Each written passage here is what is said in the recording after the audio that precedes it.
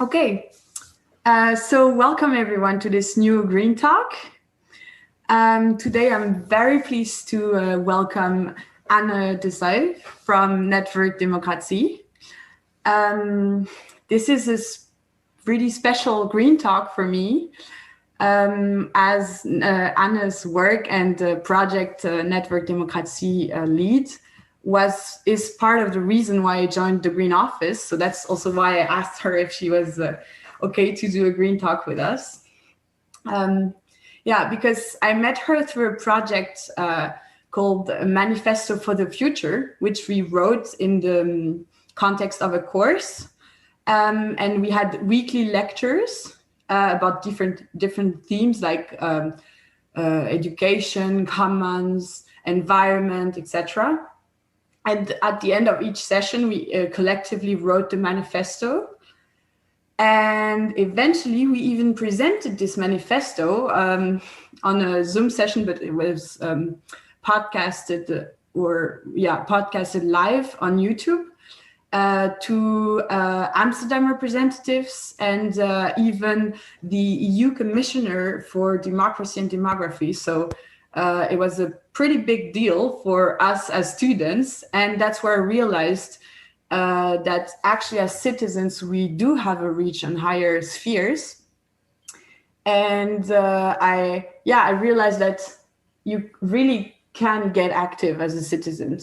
And it really empowered me and helped me make the step to ask if I could join the Green Office. And here I am interviewing Anne and from the Green Office, and from the Green Talk team. So that's it's a pretty special interview today for me. So thank you, Anne, to join us. And do you want to first introduce yourself and your position at Netwerk Democratie, and maybe tell us a bit more about Netwerk Democratie? Yeah, sure. So I'm Anne De Zeeuw, and I'm co-director of Netwerk Democratie, of Netwerk Democratie. And we are a non-profit organization based in Amsterdam. And we now exist for about 10 years. We call ourselves a platform for democratic innovation because we look at how democracy and the internet can strengthen each other. So how we can develop a digital society in a most democratic way. And one of the things, ways in how we are doing this is by sharing tools and methods to make democracy more participatory. And because now, because of the internet, everyone has access to information, and it makes it a lot more easy to monitor governments and to help them accountable. But it also makes it possible to have a say in decision making yourself. And in our current networked societies, there are many ways in which we can collaborate and which we can use the internet also as a tool and as an instrument to have a say in decision making. So digital tools really open up a lot of opportunities to involve a larger number of citizens into our democracies. And on the other hand, Network Democracy also focuses on democratizing this digitization of our society, because a lot of processes are becoming digital, and public decision making also relies a lot on data, algorithms, and the way that software is built. So the second pillar of our work focuses really on how to give people then a voice in how public technology is developed. So not to end up in like a surveillance state, but to have a digital society in which public values are at the center, and which we also have a say in how it comes about. So we, on the one hand, look at using the internet to democratize, to bring about democratization, and on the other hand, to democratize the internet, so to say. Yeah, it's balanced, right? Yeah. Okay. Very, very interesting. Um, okay. And what is your background and how does it fit your work at Netwerk Democratie? Yeah, I studied history and anthropology, and I did a research master cultural analysis at the UvA. So yeah, from this background of history and anthropology, I became really interested in like this, how power is distributed over society, and how people and movements can bring about change. And yeah, for example, for my master's, I wrote a research on the We Are Here group, which is a group of stateless refugees in Amsterdam. And it really struck me that if you want to make use of your basic human rights, you have to be a citizen of a nation state, because nation states take care of protect these human rights. So if you're stateless and you do not belong to a certain country, and you're most vulnerable, you're most in need of your rights, you're not protected. So I had a look at how this group of stateless refugees, how they could still make themselves heard as rightful human beings. How could they still have like a political voice? And there I looked like how could digital instruments such as Facebook could be like a platform where they did have a voice and where they did could post themselves as rightful as citizens almost, but as rightful human beings. So that kind of triggered also the combination of digital instruments and democratization for me. Like, how can you really create a voice with that? Okay. And did you found Netwerk Democratie or did you join the Netwerk Democratie? So you found the perfect job after your master's thesis, right? Yeah, exactly. Yeah, so it is my first job after my studies. So it really connects very well with the interest that I already had. But I don't have a technical background. So nowadays I'm also really involved with digital technology and things like open source technology. So I really have this more humanities background. But it's, I think, also very important to bring these more cultural ideas and theories into the more technical realm. So it doesn't necessarily be a problem if you don't know very technical details. You can still bring these values and interest into technology. So yeah, and I never expected to end up in themes about technology. Yeah, I have to say I'm also studying humanities, and I'm actually a bit like intimidated by Netwerk Democratie because I feel like I'm not knowledgeable enough about like technology, and so it's really interesting that you tell me as a person who also studied humanities that you actually bring stuff as a humanities scholar or from a humanities background, that you can bring stuff there. And I guess you also learned yourself more about technology, right? As you have been working there. Yeah, and it's also something that my studies at the UvA with cultural analysis really promote, to look from different kind of angles to current day topics. So you can use biology or history or philosophy or software development. I know you can take these perspectives and look at a certain subject. So you don't have to confine yourself to only philosophy or something. So it's really interesting to look at things from a more interdisciplinary way. That's also what I like. Also a bit how network democracy works. So very multi-perspective way of working. Yeah. Okay. Well, heading to the way of working, what does a typical day at Netwerk Democratie look like? What are your specific tasks as co-director? Yeah, well, we are a very small and flexible team, so we do almost everything ourselves. So also the tasks are very diverse. So, for example, this week I'm organizing an introductory workshop for municipalities to learn about online participation and how they can start their own processes. Mm-hmm. But on the same time, I'm also applying for new funds to start new projects. So really search for funding and doing administrative work for the organization and also doing the social media accounts. So it's really, all our colleagues, we all do all of these tasks. It's very horizontal organization and yeah, it's very diverse kind of package of tasks, you could say. Okay, I see. It's multitasking all day long. So it's never boring in a sense.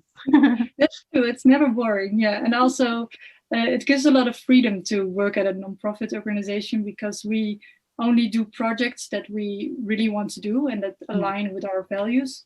So they are also very diverse. So in the past, we have worked on whistleblower platforms or crowdfunding platforms.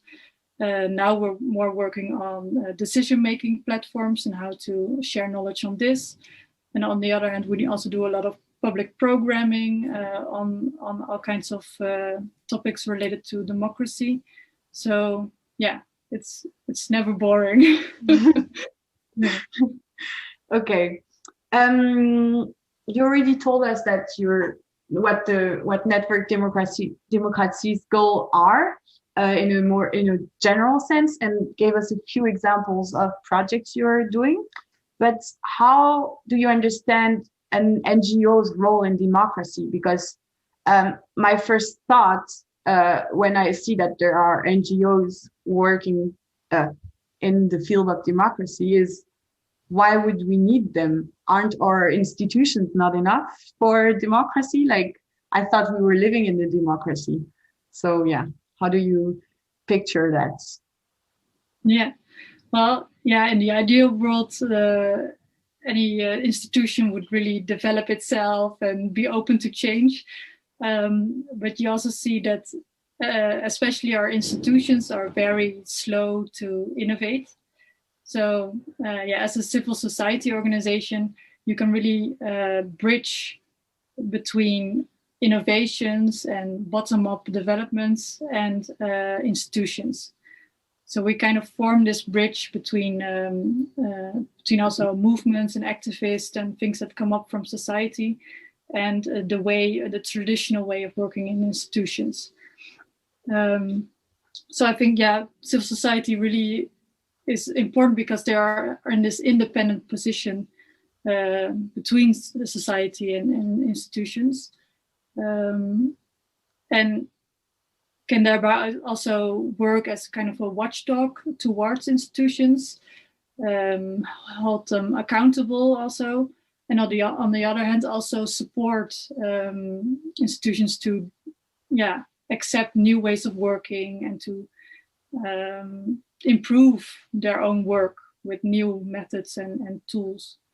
So it's both the more watchdog kind of position and the more supportive position that you can take as an independent nonprofit organization. Yeah. So I think that's really interesting, and it also really aligns with the idea of also the commons and the idea of having next to the state and the market also having a strong public pillar where you can really voice the interest of citizens and of society. So I really also personally like it to be in a position where you don't have to work in a more traditional institutional hierarchy, and also you're not obliged to make profit for the market, but you're like in this independent position of civil society where you can take a more activist stance also. Okay, just for little making a point more clear, you talked about society, civil society and institutions. Can you maybe just develop a bit more about the difference between society and civil society? Because I think it's institution is pretty clear for everyone, but maybe our audience will want to know a bit more about this difference between society and civil society. Well, civil society organizations are really those organizations that voice the interest of citizens and advocate these at institutional level. So it's more than just social movements that create a movement or bring people together around an interest, but also advocate for these interests in an institutional level of governments. Okay. So it's really also this function of a bridge between between society and institutions. It's definitely how I saw it during our Manifesto for the Future. I really saw this bridge linking us students and this project a bit to like the EU, the Amsterdam representative. So yeah. Okay. Yeah, nice. Yeah, it was really nice.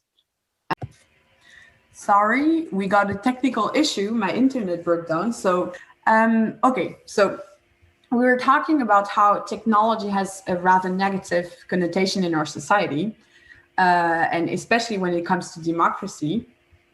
And I asked you, Anne, if you agree with this statement and how if you feel that Netwerk Democratie has an impact in making this better. And I mean, I guess this is your main goal, so I hope you do. But yeah. Yeah. So I do agree with your analysis that technology brings a lot of risks and challenges to democracy. Things like micro-targeting at elections and the polarization that we see on social media. Also the power now that the big tech platforms have. And next to that also the danger that governments pose going in the direction of surveillance states and limiting our privacy. So there are a lot of these risks that technology poses to democracy. And we do have to counter these risks by advocating for better regulations and protecting our digital rights. It's very important. But next to that, I think we also have to create alternatives to these challenges. So we live in a digital society, and that's not going to change. It's only getting more digital. So it's also important that we become active in creating the sort of digital society that we want to, and making these alternatives. So creating platforms that are transparent and creating instruments that strengthen democracy instead of diminishing democracy. So really engaging ourselves in having a say on how technology works and what it does for us and how it impacts our daily life. We should not only look at these risks, but also take our public ownership over technology and use it really also to strengthen democracy. Yeah. They can really be a tool actually to do the opposite of what they can do both the really good and the really bad. But that's exactly what technology is. It's just a tool. Yeah. So you can use it. It depends on how you use it. So okay. Yeah. I had a question concerning this because I heard about a book showing how the internet is already so biased, especially, for example, the book has had this angle about racial discrimination of internet. For example, or internet, or technology as a whole, for example, that facial recognition would not recognize people of Black people because they're just made probably by white people that don't think about it. So do you think, I mean, this book seemed to show how deeply ingrained those like undemocratic in a way, how undemocratic those technology were. Do you think we can overcome those deeply installed imbalances in technology? Yeah, well, this links to what we just said, that technology is just a tool. Yeah. I think he's also a UvA teacher, Sinai Gebriab. He's one of the people who looks closely at these kind of biases and discriminatory ways that technology works. And he also says, like, technology offers us a mirror of how our society functions itself. So if we have racism and exclusion or discriminatory ways of looking at certain issues and groups of people, then technology will reflect this also. So it's also what you put into the technology will determine what comes out of it. So if you indeed feed an algorithm only with pictures of white people, then it will not recognize someone with a darker skin tone. So yeah, it's you have to look beforehand on what values and what kind of ways of data gathering, or what how do you say it? What kind of framework you're working from before you start to develop technology and before you do something with the results. So it's funny enough, it brings us back to the fact that humanities bring a lot to completely different fields like technology, and it's actually not that different. Yeah. Okay. Would you like to give us other examples of projects you have been conducting at NetDem to give our audience more grounded examples of what the NGO works on?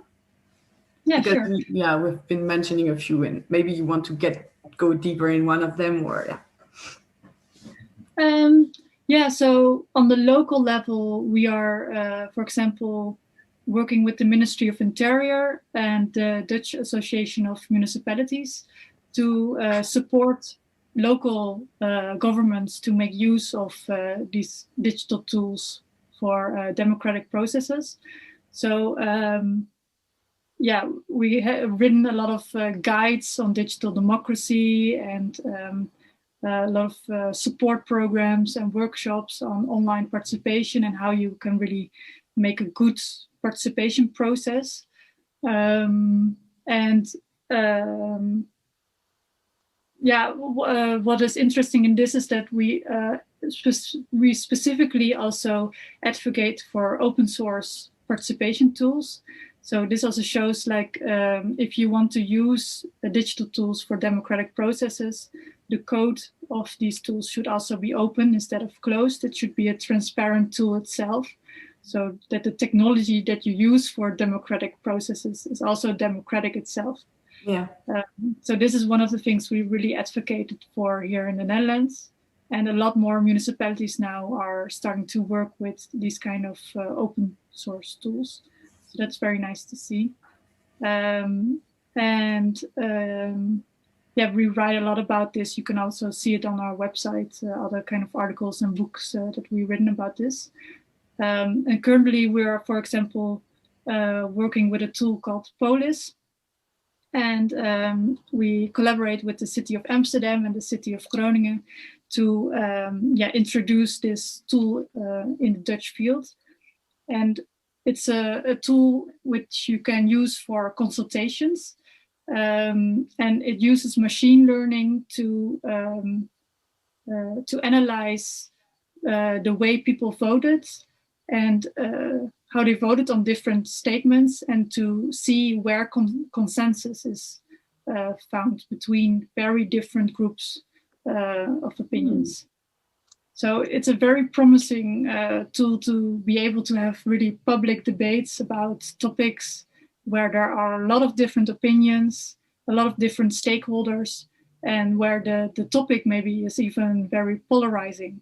And this is something you don't see on social media. If you have a digital discussion on social media on, for example, COVID-19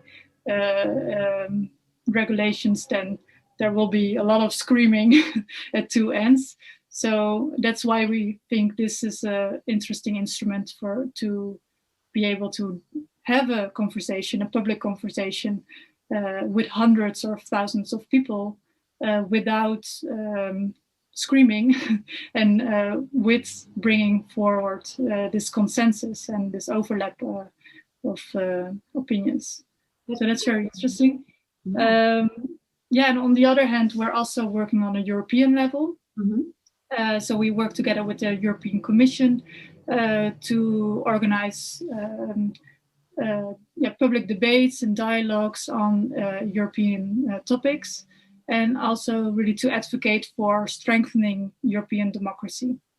So we have a lot of different projects on European democracy. Last week, for example, we had a public event with a theater maker and 6 change makers who are all working to improve democracy. And we really look like, how can you yourself become active and take a role in strengthening democracy? And of course, the Parliament of the Future, which you also mentioned, is also an example of one of these programs in which we created a program for young people in Amsterdam to write their own manifesto for the future, and also share this with political representatives. So yeah, we work on a lot of different levels and with a lot of different partners also. Yeah. Okay, the tool you mentioned that you're making right now for voting processes is very, I mean, it's very interesting because I watched recently this documentary on Netflix, I forgot the name, about media and how polarizing media and social media especially are. And I mean, it's amazing that you're actually exactly working on where to get people together and where do they actually agree. And it would be really interesting if internet would be a place where, I mean, where those threats that the documentary talks about would actually, be minimized, or at least, used in a different way, or I don't know, but yeah, so it's very interesting. Yeah, so we didn't develop this tool, it already exists, and it has been implemented in Seattle, in New Zealand, in Taiwan. And I think it was October or November in 2019, we had the digital minister of Taiwan visiting us. We had a public event, an interview with her, and she explained how they are using this tool, Polis, in Taiwan to do a lot of public decision making together with different stakeholders. And it was really inspiring, like, whoa, you can really use this tool like on a structural level in your decision making, and also discuss these very complex and polarizing topics. And we saw that in the Netherlands, municipalities and governments are using participation tools for participatory budgeting and for agenda setting, also to redevelop public space, for example. But these complex topics where there are a lot of opposing opinions are still very difficult to discuss online. So this is where we thought, okay, these innovators with this nice open source tool could be a really nice solution also for other cities and municipalities and governments in the Netherlands. So that's how we introduced it here, and let's hope that it really helps to also discuss these more complex issues publicly. I'm really excited to see the outcomes. Yeah, me too. Okay. As you might have guessed, here at the Green Office, we're particularly attentive to environmental sustainability and in the climate and the climate crisis.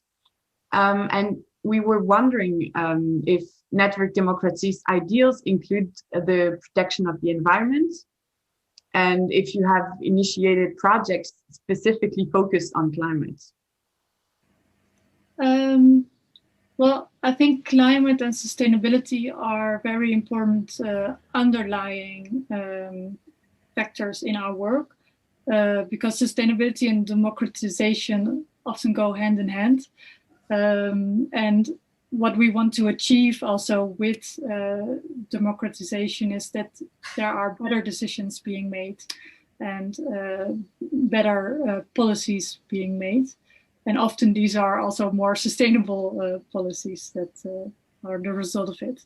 So yeah, in general, policy making becomes more sustainable also if you open it up to citizens. And you see very nice examples of that also on the local level. For example, in Madrid, they used participatory budgeting to spend 100 million euros of their city budget together with citizens. So citizens could decide on what projects this money was spent.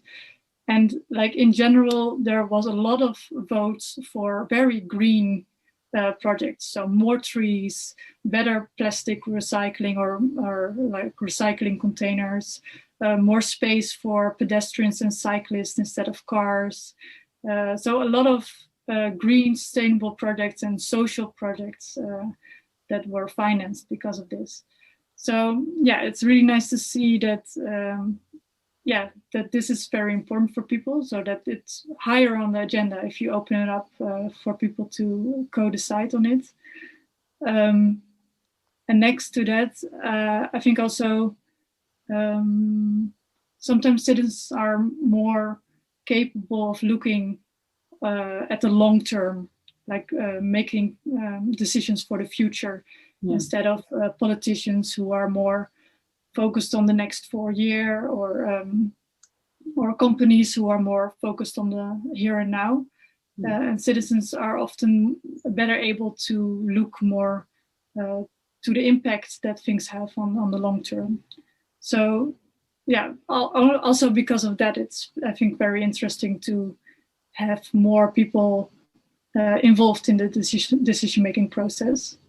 And the more stakeholders and the more perspectives you involve, the better policies you make, because you already at the start of it involve different perspectives, different interests, and this also makes the policy making itself, or the policies that result from it, more sustainable, you could say, because you don't have to reform them all the time. If you implement it, you create a more inclusive policy. So yeah, there are a lot of ways in which this striving for sustainability and democratization are really linked with each other. Okay. Yeah, now more focus for our student community.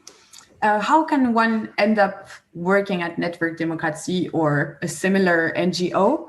And if you were about to hire somebody for an internship with the prospect of a full-time job at the end,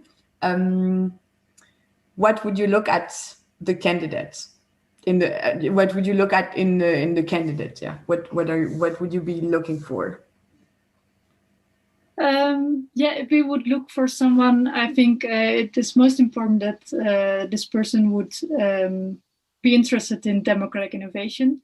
So looking beyond the traditional view of representative democracy, and looking more also at participatory democracy and all these different bottom-up ways of strengthening democracy. So being able to look at our democratic systems from this perspective is, I think, most important.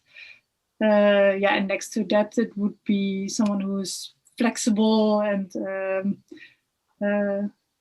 able to do a lot of different tasks and able to work independently and on very different kind of projects. So, yeah. Okay, thanks for these tips. The audience at the UvA Green Office is, as we believe, mostly interested in environmental sustainability. So, I mean, you already mentioned it, but maybe you have something to add